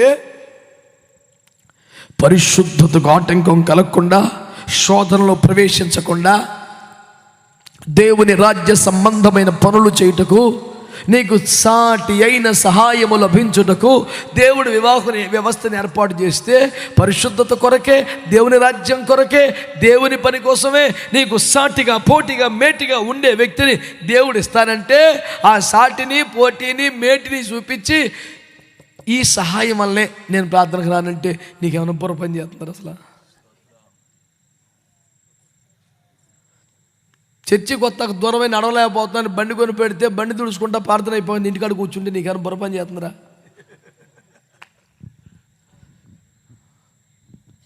నీకు ఎందుకు ఇచ్చాడు రా బండి వేసి ప్రభు అంటే, చర్చి కొత్త ఎందుకు రాలేదంటే, చర్చికి మురికి వస్తే బాగుంటుందని తుడుచుకుంటున్నానయ్యా, ప్రార్థన అయ్యిపోయింది. వీడు మారు మనసు లేక కానీ చర్చి టయానికి వెళ్ళి మాంసం కూడా తెస్తాడండి వీడు, దుర్మార్గుడు. కాకపోతే ముందు తెచ్చుకోవచ్చుగా, పని అయిపోయి తెచ్చుకోవచ్చుగా, సరిగ్గా టయానికి తెస్తాడు. పాపం మీ తల్లి తయారైపోయి మంచి తెల్లని వస్త్రాలు ధరించి పరిశుద్ధ స్తోత్రం స్తోత్రం స్తోత్రం అంటే ఉండ కోరండు అంటాడంటే, అయ్యో చర్చికి మీ దేవుడు మొగుడు పిల్లలు కొండి పెట్టుకోకుండా గుళ్ళకి వెళ్ళి చావమని చెప్పాడా? ఇదే నేర్పుతున్నాడా మీ పాస్టరు? బైబిల్ ఇట్టాగా తెచ్చిందా? అడిగి దేవుడు లోకివే, ఏక పాస్టర్ లెక్కే ఉంది, చర్చి లోకివే ఉంది.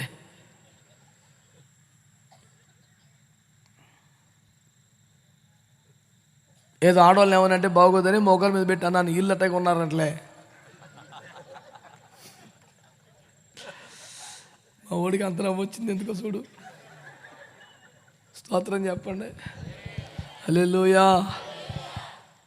నా బాధ అర్థం చేసుకుంటున్నా. ఆయన సైన్యములకు అధిపతికి యెహోవా సర్వలోక జనులకు పర్వతము మీద గొప్ప విందు చేశాడు. పరిశుద్ధ రక్తం, ఆమేన్. పరిశుద్ధ ఆత్మ, ఆమేన్. స్వస్థత, సమాధానం, విడుదల, సహవాసం, అభిషేకం, ఆశీర్వాదం, ఇవన్నీ విస్తరణలో ఉచితముగా వడ్డించబడుతున్నాయి. రండయ్యా, ఇప్పుడు విందు సిద్ధమైనది గనక రమ్మని ఆయన పిలుచుచున్నాడు. దేవునికి స్తోత్రం కలుగునిగా. ఎట్ట చెప్పుకుంటూ తిరిగితేనే ఒకడేమో డబ్బులెట్టి లోకాన్ని కొంటాడు, ఒకడేమో డబ్బుని పెంచడానికి ట్రై చేస్తున్నాడు, ఇంకొకడు ఏ శోధనలో పడకుండా ఇచ్చిన తోడునే అడ్డం పెట్టుకొని ప్రార్థనలో బలహీనమవుతున్నాడు. ఇన్ని కారణాలు చెప్తుంటే యేసు ప్రభు కోపం వచ్చి పోనండి, ఇప్పుడు వీధుల్లోకి వెళ్ళండి, ఇది కడవరి కాల సేవ. 3 సేవలు చెప్పాను మీకు నేను. ఇప్పుడు ఒకటి మాట్లాడతలేదు భక్తులు, మంచు వంక పెట్టుకొని పురుషులు కూడా నెత్తి మీద కొట్టేసుకుని కూర్చుంటున్నారు. ఏం చేస్తాం? ఇక వాళ్ళ ఆరోగ్యం అట్ట ఉంది, నేనేం చేయగలను? ప్రభు వాళ్ళందరినీ స్వస్థపరచును గాక. హల్లెలూయా. పురుషుడు తల మీద ముసుకేసుకుని కూర్చోవచ్చా? ప్రార్థనలో కూర్చోవచ్చా? మరి ఎందుకంటే తగ్గొస్తుంది అంటాడు, జలుబు అంటాడు. పోన్లే, దేవుడి పేరు మీద స్కూల్కి వెళ్ళి ఎన్నిసార్లు తడిచావు? పోన్లే, ఓసారి ఒక అరగంట. అంటే మొత్తం కూటం అరగంట అని కాదనేది, నువ్వు అనుకున్న దానికంటే ఒక అరగంట ఎక్కువ. దేవుడికి స్తోత్రం చెప్పండి. నాకేమైనా ఆరోగ్యం ఉందా? రోగం లేదు, నొప్పులు లేవా, తిప్పలు లేవా? నేను కూడా ఒక తెల్ల టోపీ కొనుక్కొచ్చి కూర్చుని ఎట్టుండిద్ది? స్తోత్రం అనరే. బాధపడవాకుండా ఉన్నమాటకే చెప్తున్నాను. ప్రభుకు స్తోత్రం చెప్పండి. హల్లెలూయా. మంచిగా చెప్తారా? పాత నిబంధన కాలంలో ఆయన వచ్చి ఇలా చేయబోతున్నాడు, రెడీగా ఉండండి అని చెప్పారు, శుభలేఖలు పంచారు. కొత్త నిబంధన ఇప్పుడు విందు సిద్ధమైనది గనుక అందరిని పిలో. దేశాలు గ్రామాలు కొండలు కొనలు స్వార్థకి వెళ్ళిపోయారు. ఇన్ని సంవత్సరాలు సువార్త చేస్తే కూడా చెవులో ఇల్లు కట్టుకు పోరాడినా, కాలికి బలపం కట్టుకొని తిరిగినా, దేవుని రాజ్యపు విందులోనికి, సిలువ విందులోనికి, ప్రేమ, కృప, సమాధాన, సంతోష, ఆరోగ్య, ఐశ్వర్య, ఆశీర్వాద, పరిశుద్ధతలను విందుగా వడ్డించుచున్న ప్రేమ విందులోనికి రాకుండా ఏదో ఒక వంక చెబుతూ ఉంటే ప్రభు అన్నాడు, వదిలేయ్.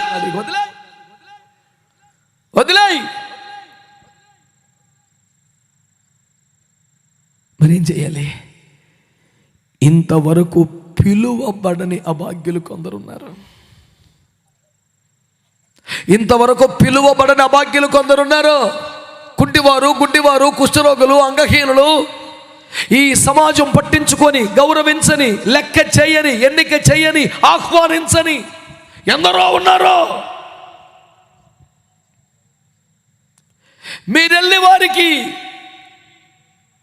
ఈ శుభలేఖ ఇవ్వండి అలా మీరు ఇళ్ళని తీసుకొచ్చి మనడు అంతే. స్తోత్రం చెప్పండి. సాతాను సామ్రాజ్యమునకు, లూసిఫర్కి పిడుగు లాంటి వార్త ఇది. వాడు నాకంటే చాలా పెద్దోడు, కానీ వానికంటే నాలో ఉన్నవాడు గొప్పవాడు. నేనైతే ఎందుకు పనికిరాను, కానీ నాలో ఉన్నవాడు లోకములో ఉన్నవాని కంటే గొప్పవాడు. దేవునికి స్తోత్రం కలుగును గాక.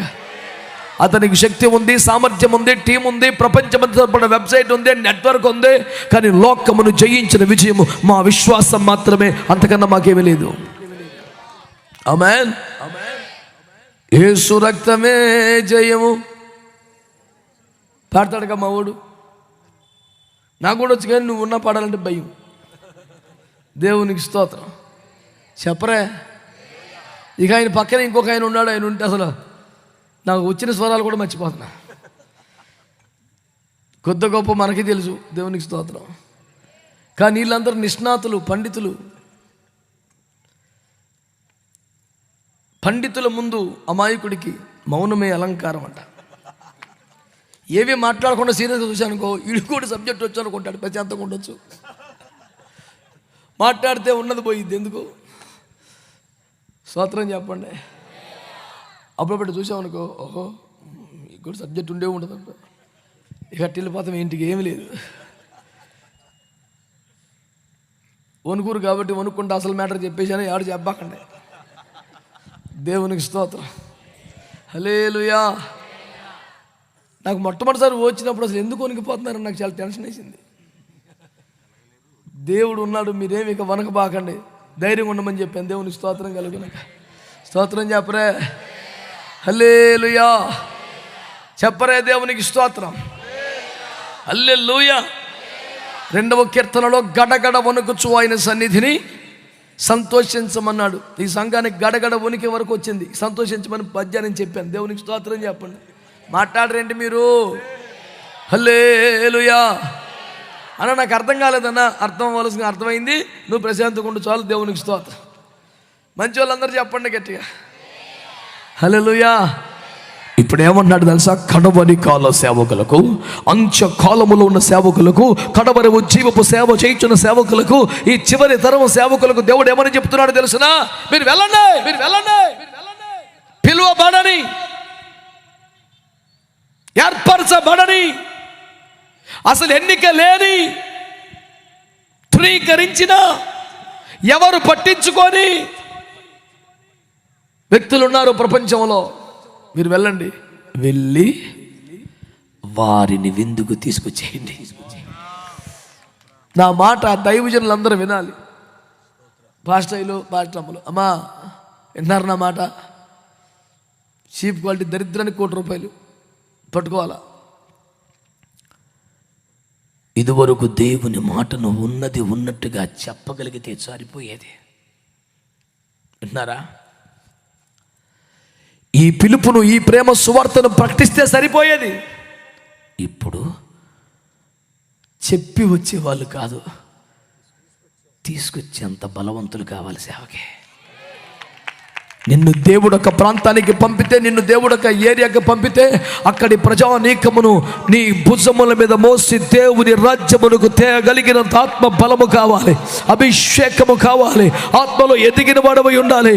ఒక తరమును మోసే శక్తిని కొండాలి.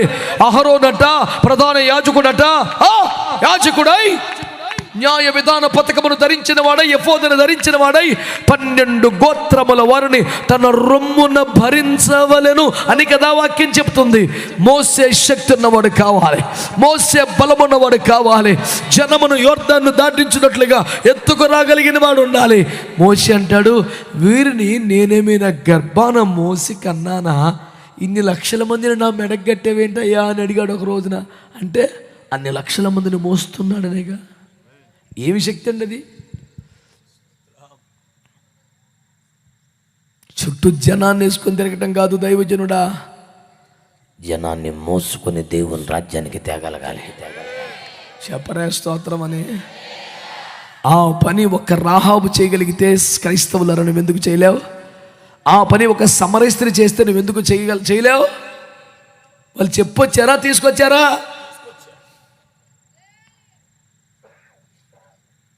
వాళ్ళు అంతకుముందు సేవకుల కుటుంబంలో పుట్టారా? బాగా ప్రసంగాలు చేశారా? తలాంతులు కలిగిన వారా? బైబిల్ కాలేజీలు చేశారా? భయంకరమైన పాప జీవితాన్ని కలిగి ఆ క్షణాన దేవుని చేత పట్టబడ్డారు. తన ఇంటి వారిని, అన్నదమ్ములు, అక్కచెల్లెలు, బంధుమిత్రులు అందరినీ మిద్దె మీదకు చేర్చగలిగింది రాహాబు. ఊరి వారందరినీ వెంట పెట్టుకుని పొలం గట్ల మీదుగా యేసు వద్దకు నడిపించింది సమరయ స్త్రీ. ఈ రోజున ఎవరికి కావాలి తెలుసా? కడవరి కాల సేవలో, కడవరి కాల సువార్తలో, ఈ అంత్య గడియలో ఎవరికి కావాలి తెలుసా?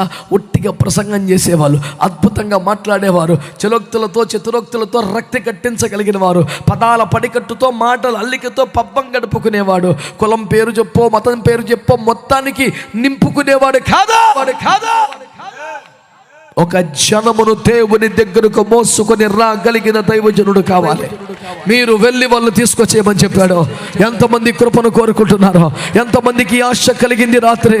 నిన్ను దేవుడు వాడుకుంటాడు. ప్రియ సహోదరి సహోదరుడా, ఒక రాహాబును వాడుకుంటే నిన్నెందుకు వాడుకోడు? ఒక దావీదును వాడుకుంటే నిన్నెందుకు వాడుకోడు? ఒక సమరయ స్త్రీని వాడుకుంటే నిన్నెందుకు వాడుకోడు దేవుడు? కేవలం ప్రకటించేవారు సరిపోయారు గతంలో, కేవలం చెప్పేవారు సరిపోయారు, కేవలం పిలుపునిచ్చిన వారు సరిపోయారు. ఇప్పుడు మోసుకుని రాగలిగిన స్థాయి ఉన్న వాళ్ళు కావాలి. బలమైన భుజములు కలిగిన దైవజనులు కావాలి. నడుము కట్టుకున్న సేవకులు కావాలి. తన నడికట్టును విప్పివేసిన వాడు కాదా, నడుమును కట్టుకుని బయలుదేరినవాడు కావాలి. పని ముగించి చేతులు కడుక్కున్నవాడు కాదు, పని కొరకై పూనుకొనుచున్నవాడు కావాలి. నిద్రాహారములు మాని చేయగల నెహెమ్యా వంటి వాడు కావాలి. బట్టలు ఉతుకు కొనుటకు తప్ప వస్త్రము తీయని నెహెమ్యా టీం వంటి వాడు కావాలి. దావీదు సుఖముగా తిరిగి వచ్చు వరకు గడ్డమును కూడా కత్తిరించుకొనని, కాళ్ళు కడుక్కొనని, కాళ్ళు లేని మెఫీబోషతు వంటి వాడైన కావాలి.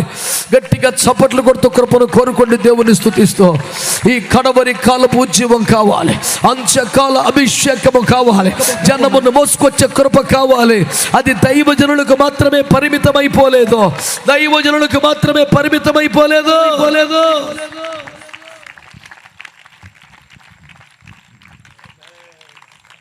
ఈ సభలో ఈ కష్టం, ఈ కన్నీరు, ఈ ఖర్చు వ్యర్థము కాదు సుమా.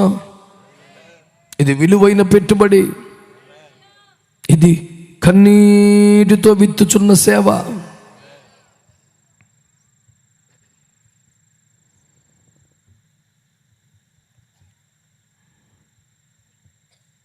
ఈ కడవరి ఘడియలో, ఈ అంత్య ఘడియలో, ఈ చివరి క్షణములలో ఆత్మల భారము కలిగిన క్రైస్తవులారా, ప్రయాసపడుతున్న దైవజనులారా, ప్రకటించే సామర్థ్యము చాలదు.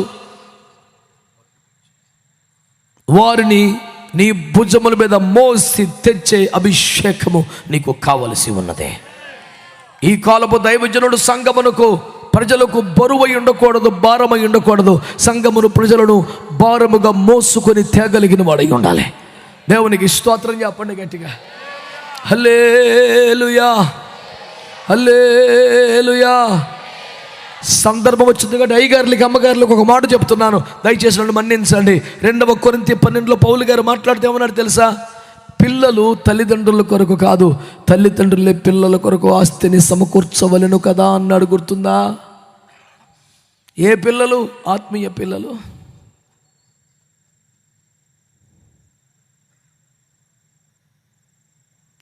ఆత్మీయ పిల్లల కోసమంట, ఆత్మీయ తండ్రులంట ఆస్తిని సమకూర్చాలంట. ఆహా, దమ్ముండాలి సార్ ఈ మాటను స్వీకరించడానికి, దమ్ముండాలంతే.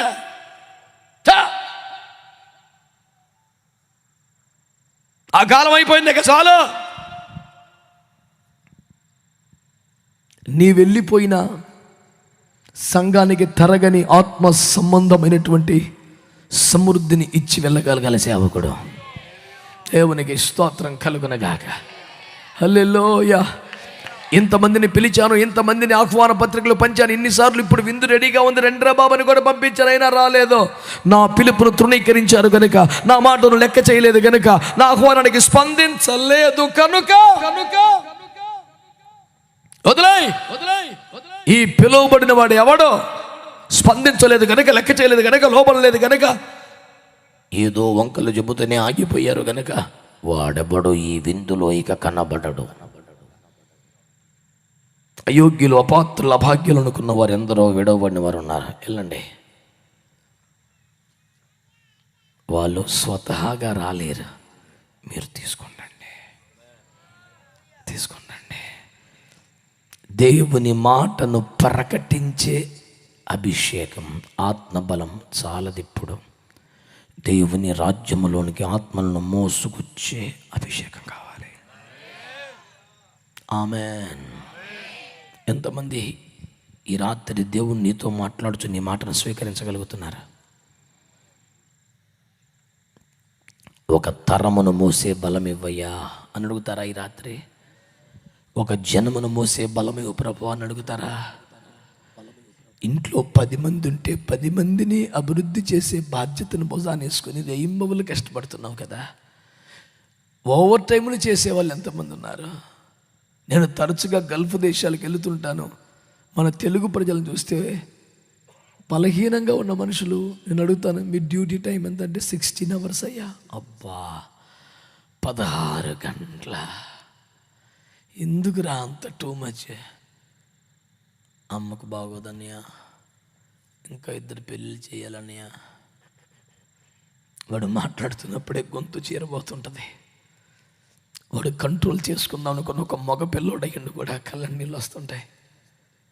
తమ్ముడు చాలాసార్లు ఆ ప్రాంతానికి వెళ్ళాడు. వాళ్ళ కష్టాలు చూస్తే కడుపు తరికిపోద్ది. హ్యాపీగా నవ్వుతా కనబడతారు, కానీ కదిపితే అన్నీ కన్నీటి గాథలే.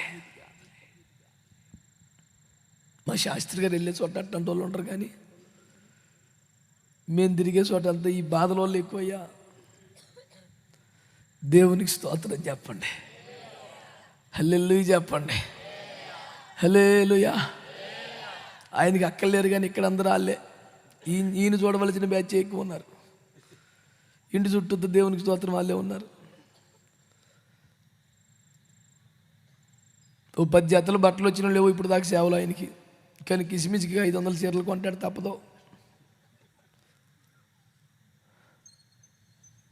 ఈ రోజున మీ దృష్టికి తెస్తున్న మాట వినండి బిడ్డలారా. ఈ బలం ఈ తరానికి కావాలి. అందుకనే మొదటి మందిర మహిమ కన్నా కడపటి మందిర మహిమ మించిపోనన్నాడు కదా. మొదటి మందిరం అంటే ఆ సంఘం, కడపటి మందిరం అంటే మనమేగా. మనకు అధికమైన మహిమ కావాలి. ఎందుకని? చెప్పొచ్చెత్తే కుదరదంట. ఒక తరమును మోసుకురావాలంట, తీసుకురావాలంట. ఈ మహిమకరమైన పిలుపును స్వీకరించే బిడ్డలు మీలో ఉన్నారా? మాకు 1000 రూపాయలు ఇచ్చేవాళ్ళు ఎంతమంది, 1,00,000 రూపాయలు ఇచ్చేవంతమంది, కార్డు కొనేవాడు ఎంతమంది, క్యాలెండర్ సేవరుగా, ఇవన్నీ కాదు. కనీసం నీ ఇంటి వారిని దేవుని రాజ్యానికి నడిపించే బలం నీకు కావాలి. స్తోత్రం చెప్పండి, హల్లెలూయా. ఇంత సేవ చేస్తే ఒక రిపోర్ట్ వచ్చిందంట ఆయనకి. ఏంటి ఆ రిపోర్ట్ తెలుసా? ఏమండోయ్, ఆ రిపోర్ట్ ఏంటి తెలుసా? ఏయ్, ఆ వీధిలో పోయి తీసురండి అంటే వెళ్ళొచ్చి సేవకులు అంటున్నారంట, అయ్యా ఇంకనూ దేవుని రాజ్యములో ఖాళీ ఉన్నది. అప్పుడు అంటున్నాడు చాలా పెద్ద మాట, చదువుదామా? అక్కడే చూడండి. అందుకు యజమానుడు నా ఇల్లు నిండునట్లు. టార్గెట్ ఏంటి తమ్ముడా? టార్గెట్ ఏంటి? ఆయన ఇల్లు నిండాలి. మనవుడి కాదు నాన్న. నా తమ్ముడు రాత్రి చెప్పాడు, ఒడి నిండా గింజలు తెచ్చుకోండి, నయోమికి అన్నం పెట్టాలి. అవును, అది మొదటి బాధ్యత. ఇప్పుడు ఇంకా పెంచుతున్నాడు. ఈ రాత్రి ఇంకా పెంచుతున్నాడు. ఏంటి తెలుసా? హలో, నా ఇల్లు నిండినట్లు. నిన్నటి దాకా నీ ఒడి నిండితే సరిపోయింది నాన్న, కుదరదు నాన్న. ఈసారి నా ఇల్లు నిండునట్లు. దైవజనులు, దేవుని సంఘ బిడ్డలందరి బాధ్యత ఏంటి తెలుసా? దేవుని ఇల్లు నిండిపోవాలా. గట్టిగా ఆమేనండి. నీవు రాజమార్గంలోనికి వెళ్ళాలి. ఈ మాట అందరికీ నచ్చుద్ది కదా. రాజమార్గంలోనికి వెళ్ళి ప్రజలారా, మేధావులారా, విద్యావంతులారా, ఘనులారా చెప్పొచ్చు, కానీ కంచెలలోనికి వెళ్ళి నచ్చదు నాన్న. కానీ ఆ సేవకు మనం పిలువబడుతున్నాం. రాజమార్గంలోకి వెళ్ళి హైఫైగా ఉండే వాళ్ళ దగ్గరికి వెళ్ళి, కాస్ట్లీగా ఉండే చోటకి వెళ్ళి ఖరీదైన ముక్కలు చెప్పేవాళ్ళు ఉన్నారు నాన్న. కానీ కంచెలలోనికి వెళ్ళేవారు ఎవరు ఉంటారు? ఎందుకు నాకు ఆ కర్మ చెప్పనా? ఎందుకో ఒక చిన్న గొర్రె పిల్ల ముళ్ళల్లో ఇరుక్కుంది నాన్న. నువ్వు హైవేలో పోతున్నావు, నీకు తెలియదు, కొంచెం కిందికి రా, ముళ్ళకు చిక్కుకొని ఏడ్చి ఏడ్చి ఏడ్చి స్వరం తగ్గిపోయిన చిన్న గొర్రె పిల్ల మూలుగు వినబడుతుంది అక్కడ. ఎవడైనా మంచి మనసున్న కాపరి కొంచెం దిగి ఆ ముళ్ళు తన కొన్ని గుచ్చుకున్నా పర్వాలేదులే అని అట్లా వేరు చేసి ఆ గాయపడిన గొర్రె పిల్లను గుండెలు కత్తుకొని గూటికి చేరే లోపు, గొర్రెల దొడ్డికి చేరే లోపు ముళ్ళన్నీ తీసి దానికి అలాగ నూనె పోసే ఒక సేవకుడు కావాలంట. దైవజనులు చెప్పండి, సంఘస్థులు చెప్పండి, మీ ప్రాంతంలో దొడ్డి నుండి వేరై ముళ్ళలో చిక్కుకొని గాయాల పైన గొర్రె అసలు లేదా? మరి అందరూ పట్టణ వీధుల్లోనే రాజ్య మార్గంలోకి వెళితే ఆ కంచెలలోనికి ఎవరు వెళ్తారు నాన్న? నేను ఆశపడుతున్నాను, నా సహదాసులకు పిలిపిస్తున్నాను, నా బిడ్డలకు పిలిపిస్తున్నాను, రండి కంచెలలో ఉన్నవారిని కూడా తెద్దాం. కంచెలలో ఉన్నవారు ఎవరు? ముళ్ళు గుచ్చుకొని సాగలేక అక్కడ చావలేక మూలుగులుడుతున్న చిన్న గొర్రె పిల్లలు. కంచెలలో ఉన్నది ఎవరు? మంచి నేలే అయినా, మంచి విత్తనమే అయినా తమ ఎదుగుదలను రానియక అణిచివేస్తున్న ముండ్లు అనబడుతున్న ఐహిక విచారముల కింద ఉన్న క్రైస్తవులు. కంచె కంచె కంచె కంచె. ఆ నేల మంచిది, వేలు చకచక లోపలికి వెళ్ళిపోతున్నాయి, ఆ విత్తు మంచిది, మంచి పంట వస్తుంది, కానీ వాటి మీద కంచె ఎదగనే పట్ల. ముండ్ల తుప్పల్లో వేయబడ్డ గింజలు, ఐహిక విచారములనే కుటుంబ భారాలు, ఆర్థిక ఇబ్బందులు ఎదగనివ్వట్ల. ఆత్మలో వాళ్ళ మీద దృష్టి పెట్టాలంటే మనం, వాళ్ళలో పడ్డది మంచి బీజమే, వాళ్ళు ఉన్నది సత్తువు గల సంఘమే, కానీ కంచె ఎదగనే పట్ల. వాళ్ళు మెల్లిగా తేవాలంట. స్తోత్రం చెప్పండి, హల్లెలూయా.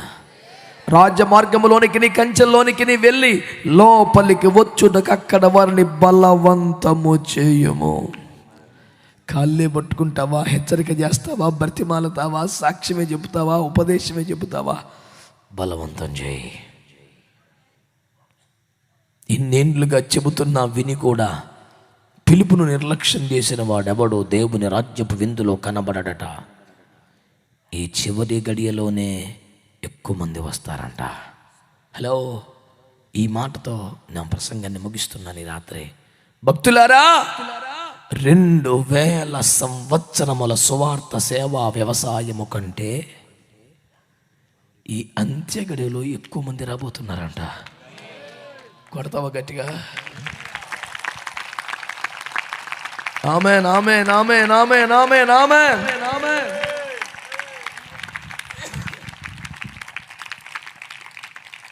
నమ్ముతున్నావా? నీవు నమ్ముతున్నావా?